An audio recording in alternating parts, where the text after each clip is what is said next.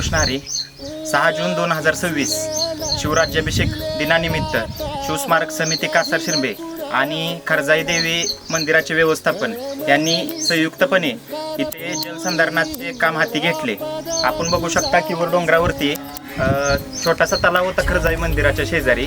तरी 6 वाजता येऊन पहाटे शिवस्मारक समिती आणि खरजाई देवी मंदिर व्यवस्थापन यातील कार्यकर्त्यांनी यशस्वीपणे त्या टाक्याचे गाळ काढण्याचे काम यशस्वीपणे या ठिकाणी पूर्ण केले आहे.